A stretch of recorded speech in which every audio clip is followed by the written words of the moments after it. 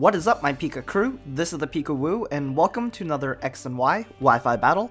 This one's going to be against Flaming Axel. I battled him previously, and he does post stuff on his channel, so be sure to check him out after the match. A link will be in the description below. Now on to the team analysis and the team preview analysis. Looking at the roster of each of the teams, it seems like my opponent does have the roster advantage. He's running a lot of Pokebank Pokemon like Genesect, Jirachi, and Latios, while I'm running lesser used Pokemon. At this point in time, I didn't really have many competitively viable Pokemon, so I just had to roll with what I had. In terms of team weaknesses, my team is pretty weak to Rock and Electric, and slightly in Dragon and Flying. I'm running a more of a bulky offensive team, but Klefki and Avalugg aren't really superb walls though, because Avalugg is really weak on the special side, and Klefki doesn't really have any reliable recovery, and it's really there to set up as many enter hazards as possible and just die. My threats that I'm pretty scared of are going to be Genesect, because it has really great offensive capabilities and has really great move pool, and it's pretty fast with the Choice Scarf. Porygon 2 and Sylveon, because they are really defensive and are going to be really hard to take down, because I actually don't pack that many strong super effective moves against these two defensive Pokemon. In terms of my opponent's team, he's got a pretty solid team, but I do see that he's pretty weak to Dark and Ghost. I don't have much to take advantage of this weakness, but I do have my Greninja, so that might be helpful. He's also weak slightly in Ground as well. In terms of playstyle, he's running bulky offensive as well, but his team synergizes well because his defensive core, which consists of Jirachi, Porygon 2, and Sylveon, is a pretty good core.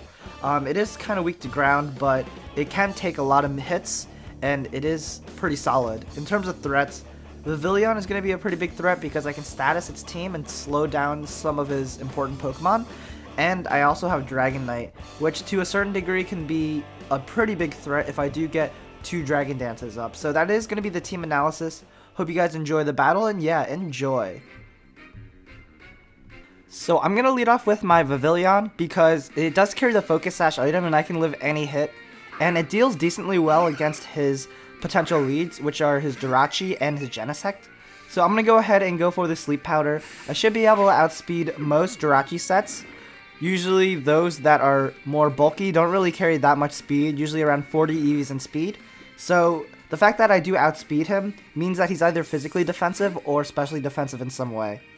If he were a Choice Scarf set, I wasn't really fearing that set as well because I do have the Focus Sash. And I am not a Quiver Dancing set, and because it is a very feared move, Quiver Dance, I know my opponent's going to switch. And this gives me the opportunity to go for the Stun Spore, and I can paralyze whatever comes in, which ends up being an Entei, which is really nice because Entei does rely on its speed to perform decently well. I mean, its speed is okay, but if it is a Choice Scarf set, that definitely would have helped. But he is actually a Bandit set, as shown by how much damage it did against a multi-scale Dragonite, and he actually goes for the Sacred Fire, which I did not know that Entei got. It's a new move that he gets in 6th generation, and it is very powerful. So I'm going to go ahead and switch into my Klefki, actually anticipating him to bring in Sylveon to take the Ground or Dragon move, or the Porygon 2, in which case I can set up spikes against both of those scenarios. And yeah, I'm going to go ahead and just set up as many spikes as possible. He is going to bring in the Porygon 2 against my Klefki, and that's fine. I don't really think he can do that much damage against me, simply because I do resist his stab, and I don't think a neutral Thunderbolt should be dealing too much damage. But he actually surprises me. He actually does a lot of damage with Thunderbolt. Ends up being a clean 2-8 KO, meaning that he is invested in max HP, max special attack, more of a bulky sweeper than a wall. So before I go for the layer spikes, I do want to paralyze this Porygon 2 so that I can get a little bit of hacks going, because he is going to be very hard to take down. I don't really have anything that has a super effective fighting move, so the best thing I can do is try to just para-hacks him, as well as try to get the confusion with my Vivillon's Hurricane. So his team is very strong, and I do need to rely on a little bit of hacks and a little bit of luck to do well against my opponent. So indeed, I actually do pull off the confusion, and that is going to be very helpful. So I'm just going to go ahead and go for the Hurricane, and I'm just going to try to take down this Porygon 2 as soon as possible. But I know he's going to switch, knowing that he doesn't want to play with the confusion and the paralyzation. So I'm actually going to switch up moves and go for the Bug Buzz instead. And that's going to deal neutral damage against this Jirachi. And looking at the damage, it seems like I can take him down with 2 more Bug Buzzes. So hopefully he does stay asleep and I can just take him out without getting hit. But even if I do get hit, I'm not really worried about that as well because I do carry the Focus Sash. And yeah, his Jirachi goes down, so I am able to take down part of his defensive core. He's going to bring in the Genesect here, and he is going to go ahead and go for either the Flamethrower or the U-turn.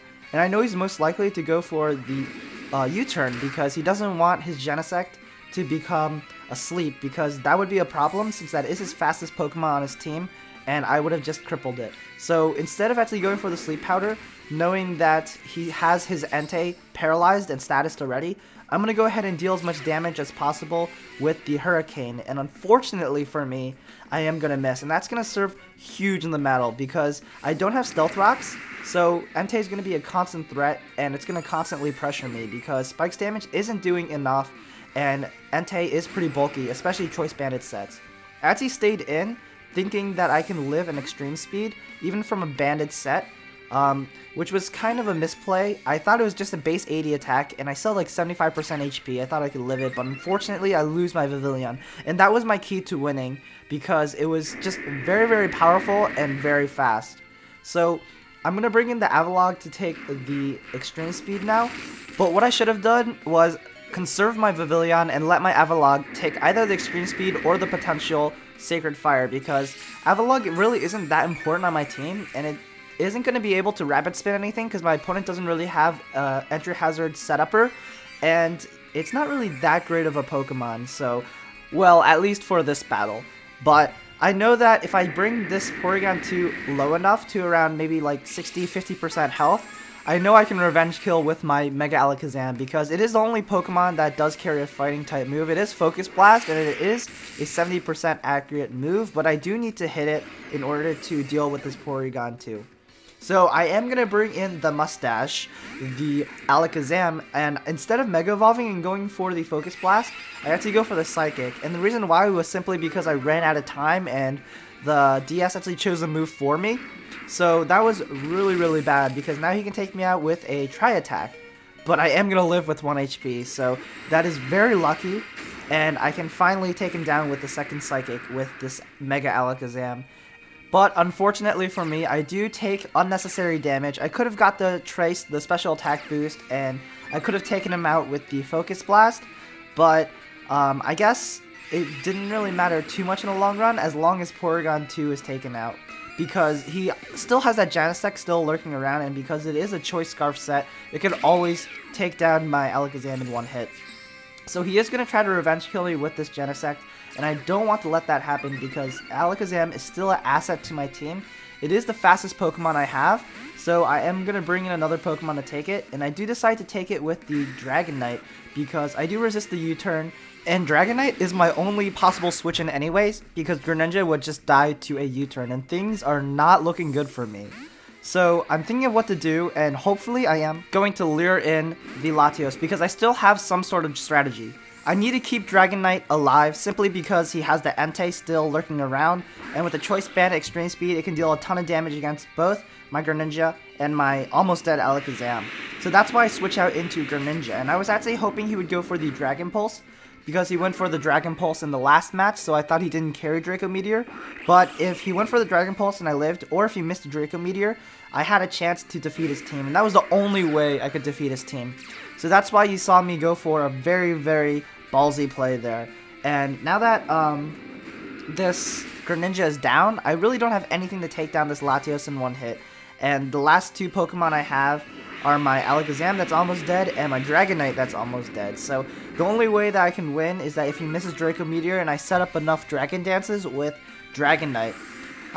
It is going to be a 4-0, unfortunately, but it would have been a 2-0 if I didn't make that ballsy play. But that was the only play I could make to secure some sort of win.